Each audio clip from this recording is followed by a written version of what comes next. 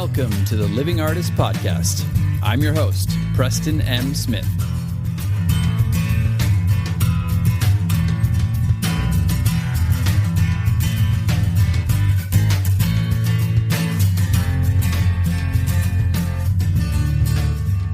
Hey, everybody.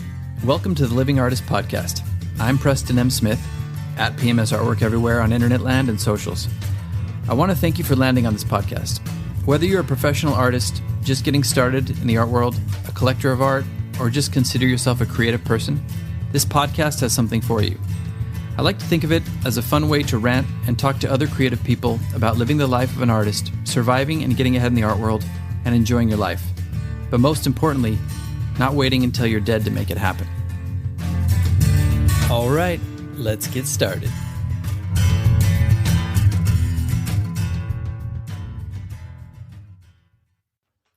I looked at him, he looked at me, all I could do was hate him. While Ray and Philomena sang of my elusive dream, I saw the streams, the rolling hills where his brown eyes were waiting. And I thought about a pair of brown eyes that waited once for me. So drunk to hell I left the place, sometimes crawling, sometimes walking. A hungry sound came across the breeze, so I gave the walls a talking. And I heard the sounds of long ago from the old canal, and the birds were whistling in the trees where the wind was gently laughing. And I'll rove and I'll rove and I'll rove and I'll go for a pair of brown eyes. Welcome back to the podcast, y'all. And right up front here, a moment of silence for the late, great Shane MacGowan of the Pogues. All right. So you might be like, well, what are you doing here? This is not a singing podcast. And I say to you, it's my podcast and I'll sing if I want to. Sing if I want to. Okay, enough of that. You probably bared enough of the singing for one podcast. But you know what? I thought I would do it because, it's not often that you lose a true legend, somebody who's an icon in every form of the word, in every sense of the word, and somebody who really influenced me and my art, somebody whose music was always playing and ringing in my ears while I was painting, while I was thinking, while I was writing poetry, while I was writing books, while I was creating. He was one of the true voices that was ringing in my ears, and somebody that I listened to when I used to drink, and somebody I listened to when I stopped drinking, and somebody that I get value out of still to this day. I went to Ireland. I saw his presence there everywhere. I saw the impact that he had on a culture and on the world. One of the few people to write a true Irish song that became a new Christmas classic, A Fairy Tale of New York. My wife and I even sung a couple of his songs, the Pogues and Shane MacGowan songs, at our wedding, for Christ's sake. If you don't know who I'm talking about, if you haven't heard Shane MacGowan, if you haven't heard the Pogues, I really recommend listening to them. One of the few bands that really did like old Irish standards and then kind of created such great music that they became new Irish standards. I mean, how many people have done that? So I just wanted to up front pay homage or pay an homage to Shane MacGowan and sing a little bit of one of my favorite songs, A Pair of Brown Eyes. There's so many good ones. Fairy Tale of New York, Rainy Day in Soho, Dirty Old Town, Old Main Drag, If I Should Fall from Grace with God, Bottle of Smoke.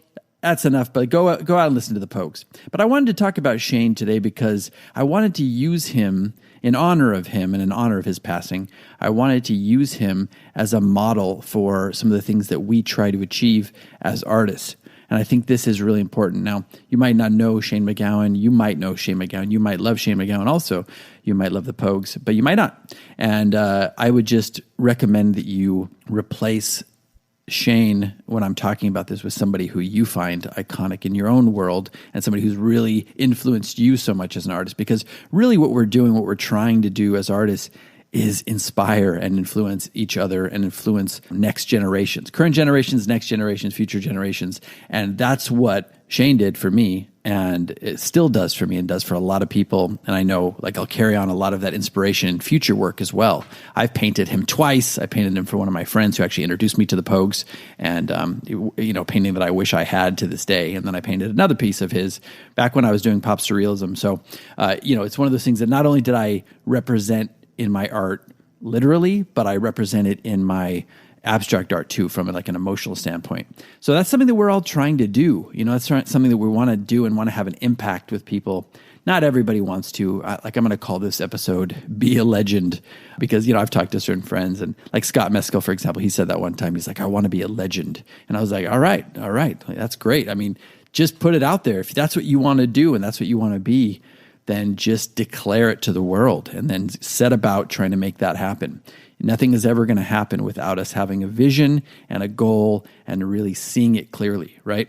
So that's something I want to talk about today is like, Shane, how was he a legend? And how can we learn lessons from him and, put those into our own practice? And, like I said, if you aren't a Shane MacGowan fan or you don't know who that is, replace that name with one of your favorite icons. So here we go. All right, so let's break this down if you want us to. Actually, that sounded a little bit more like Woody. I was trying to go for Mike Birbiglia, but it sounded like Woody, who's been canceled. So let's move on. What was the recipe? What were the traits that I would say that really made somebody like Shane MacGowan a legend and something that you could think about in your own art that you could apply as well? Well, first of all, I would say he really let his pain speak. And now I don't mean that in a way of like he complained. I don't think he ever really complained ever about his pain and things that he was going through in life. He had a lot of stuff. He had a lot of demons. I mean, I think it was from the age of 8 or something. He was being fed whiskey by his elders, and he became basically like a drunk, an alcoholic from an early age. But he wore it with like kind of grace. He, in the true Irish way, he used it as a fuel source to kind of promote his creativity. And it's one of those things that like he kept drinking, like as far as I know, till the day he died. I mean, I know he probably cut back a little bit, but he lived to be, I think he was 65 or 66 when he passed. And he was a long time drinker. I saw him twice in concert. One time he was rocking it, and the next time he was in a wheelchair, and he was still showing up and still doing it, not complaining, just giving it his all, giving his best. He kind of wore that with a lot of grace. So that's one thing, but he used that pain that he must have had, and he poured it into his music, and he poured it into his persona. And I think it's one of those things that really just resonated with a lot of people. Like he went to London, and the Pogues really did a lot of their stuff in London at the beginning, but they would come back to Ireland, and man, he was just like a god when he came back to Ireland. It was like people were just like, here's a voice that I can relate to. So he really tapped into something. He really tapped into his own story, his own pain, his own culture, his own ancestry and like heritage. And it was something that just people really latched onto, and just like, here's a guy who's speaking my language. And I feel it too. I have Irish heritage in my ancestry as well. And I can feel it when I hear his voice, when I hear the singing, when I hear the sound of the Pogues. It really just feels like it's like I'm tapping into something from the great beyond, or from my past, from my ancestors. And that's something that you really like want to strive for, I think, as an artist. I mean, it's okay if you're just trying to create work and it's a hobby and you want to put work out there and inspire people, or like have people just buy some pieces and hang it in their place. But I want people to buy my work, but I really want people to resonate with the work. I want them to resonate with what I'm trying to say and what I'm trying to do with my own story and my own humanity as well. So that's what I mean when I talk about being like a legend. It's something that it almost transcends him as a person. It becomes a human story, it becomes a story of a culture, of a humanity. And, I think that's what a lot of us want to be doing. So we should really strive to be a little more honest with what we're saying in our work. That's the first lesson. The second lesson, I would say, looking at Shane, was that he was fearless. not only was he fearless in his, drinking persona and going out, and his stage persona, going out there and just tearing it up on stage and being crazy, but he was fearless in the way he created his voice, which kind of also transitions into another thing of being so good that they can't deny you. Another almost old Steve Martin quote, right? But he really was so much himself in a fearless way and so unassuming that like you'd look at this guy and be like, wow, this is this skinny, he was missing some teeth, this scrawny, skinny, wild guy. And then you'd hear him sing or look at the lyrics he would write, and he was a poet. That's what I was trying to sing with the first lyrics at the beginning of this, was just to give a little bit of a taste of into the poetic nature of what he did. You'd look at this guy and be like, this came from him? Oh my God, like this is amazing. Like, I listen to his lyrics to this day. I can read his lyrics and it brings a tear to my eye. There's so many good ones. And I would put him up there with some of the great poets. Honestly, I really would. And it came from this, this barfly, this guy who was going crazy out on the town all the time and tearing it up and a little bit wild, but he was really tapping into something again. And he was unapologetically himself. And I think that comes from a place of being fearless.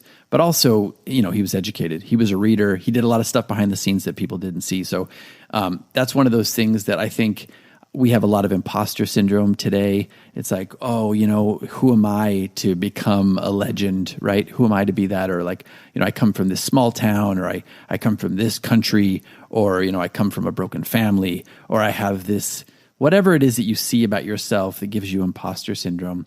I think we need to learn to dig deep, like somebody like Shane did. And, maybe the alcohol helped him a little bit with that, or maybe not. Maybe it was something that was intrinsic in him, but it was something that like he really was able to dig deep and tap into something and just fearlessly put it out there. And I think that's what made him resonate with people as well. It was just this, just look up some stuff about Shane MacGowan and look at him and look at some of his fun, crazy pictures of him out drinking and stuff. And you're like, this guy was such a huge influence, and this guy came up with these amazing lyrics that are now almost like Irish standards. How did that happen? Well, it happened from him being truly authentic and really wanting it and digging deep and learning and fiercely and unapologetically sharing a side of himself that he wanted to share, almost had to share with the world. So that's another one. Be fearless and be so good that it's undeniable in your art. I think that's something that we can all at least strive to be. Not every one of us is going to become a legend,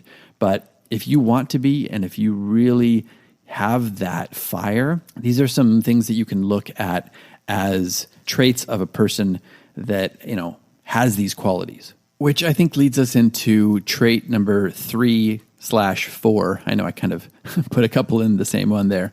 But another one is just taking action, just jumping in and doing it.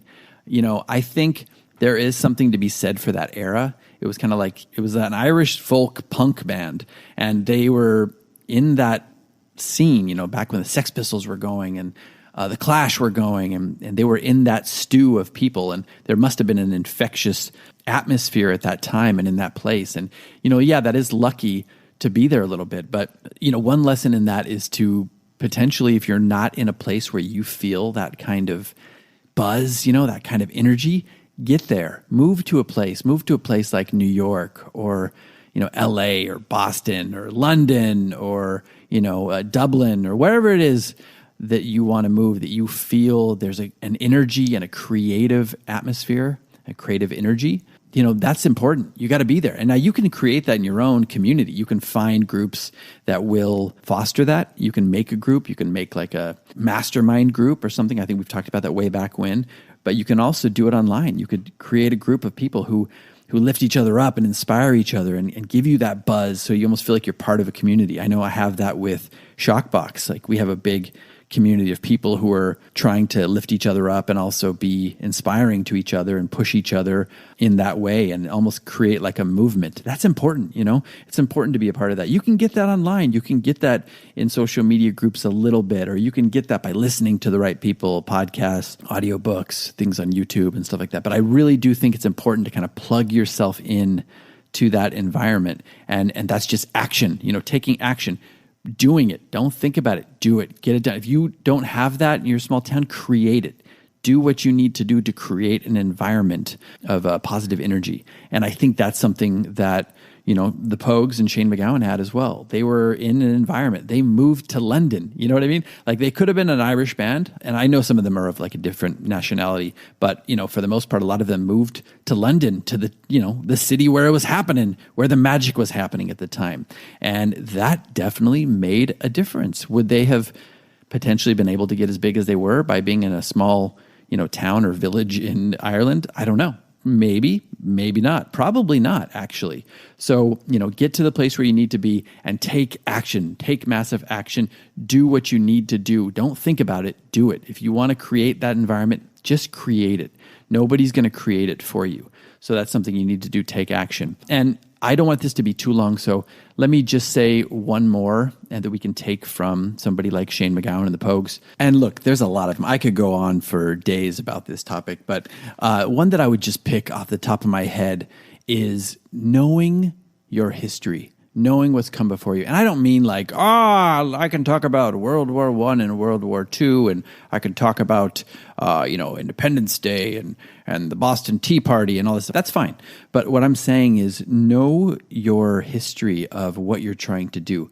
Shane MacGowan really knew his history of not only his culture, the Irish culture, and what made him who he was, but also he knew writing. He knew music. Like, I know he was listening to Tom Waits at the time. I know they were really inspired by Tom Waits. I think it was Swordfish Trombones, that album, when they were really touring and starting to blow up a bit. But they were inspired by a lot of other musicians. And I know he became friends with a lot of musicians over the years and people who had mutual respect. Now, I'm not saying that's super easy, but you can at least know your history. You've got to know your art history. You got to know what's come before you. I don't mean you have to know everything, but get inspired by art. Get inspired by some movements. Like, maybe for you, like, it's Frida Kahlo. Maybe it's the surrealists. Maybe you just dig deep into Van Gogh, or you dig deep into Marina Abramovich. It doesn't matter, but know some history about what you're doing in your field. Know what's come before you. Look at movements. Look at other art. Some things that have been built off of. Go visit museums. Go see galleries. See what other contemporary artists are doing. You've got to know what rules are there before you know how to break them. I know a lot of people start off by kind of borrowing from other artists. I know they say, good artists borrow, great artists steal, whatever. But what they're saying is just be inspired by other artists. Be inspired by other movements, things that have come before you. Like, I started off in school learning about all this stuff. I was a draftsman. I, did all the still lifes. I did all the portraiture. I became a pop surrealist for 14 years. I learned the rules before I could break them. And now I feel like I'm doing something that is my own. And yes, there's influences in there. I mean, any artist who says they're not influenced by anybody is lying to you. You have to be influenced by people, but then you have to use that and kind of stir it up into this stew and make something that is your own, that is your own unique voice. And you're putting a lot of these things together of what we've said in this episode about Shane MacGowan. Knowing yourself, being honest with yourself, being fearless, all these things, they kind of come in to this stew, knowing your history, using your pain. All that stuff kind of mixes up and becomes a little bit of an amalgamation in your brain and in your spirit and what makes you an artist. And that's what comes out on the canvas or in whatever medium you're working in. That's what comes out. And that's what makes you and your work powerful. And that's what will resonate with people. And that's what will inspire people. And that's what will make you a legend. A legend. And the legend of the rent was way past due. A little bit of a School of Rock reference there. But look, I just wanted to pay homage to my buddy and icon, Shane MacGowan, somebody who's really inspired me over my life, has inspired so many people. Rest in peace, Shane. And I wanted to use this as an episode to really dig into what makes somebody a legend, what makes somebody, stand the test of time and inspire other people. And if that's something that you want to do, it's something that you need to be thinking about. It's something you need to really think about and dissect and be clear with your goals and be clear with what you want to achieve and, find out the ways to get there. Look at the path, see what is the end goal, and then do a little bit of reverse engineering of how to get there. And it's not so simple as that. You really have to be your authentic self. I think there's a fire in people who become an inspiration that even if they didn't know where they were going, they would get there. But it's definitely something I think that's worth knowing. Even the people who did have that, I mean, you could have said Shane MacGowan was just drinking in the bars and writing stuff and it became, legendary music. But no, he did know what came before him. He was an avid reader and he really had a goal of what he wanted to achieve. So everybody does. And I think it's just something that we can use as inspiration. So hopefully this has been inspiring to you. Always love to hear from you on social media. Hope you're liking the show. If you are, feel free to give a review on Apple Podcasts or wherever you're listening to the podcast. And yeah, looking forward to bringing you a new episode next week. We will see you soon. Thanks for listening, everybody. Take care of yourself, and we'll let Shane MacGowan and the Pogues play us out.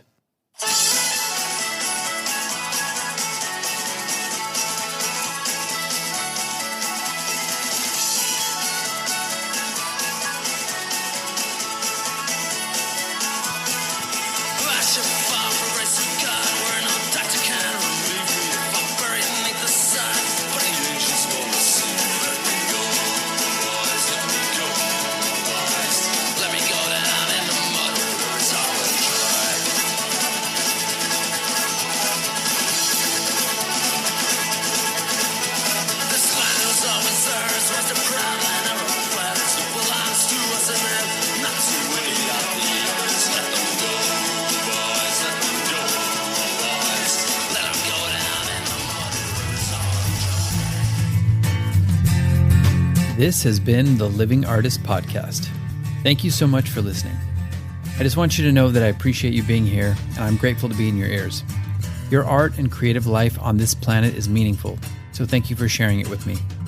If you like this podcast, whatever platform you're listening to it on, please subscribe and share it with your friends.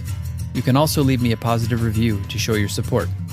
This helps me to reach more people with the algorithmic magic and keep the show going strong. If you want to see more of what I do and check out the art that I create, you can visit my website at www.pmsartwork.com or follow me on social media everywhere at PMS Artwork. That's it for now. See you back here next time.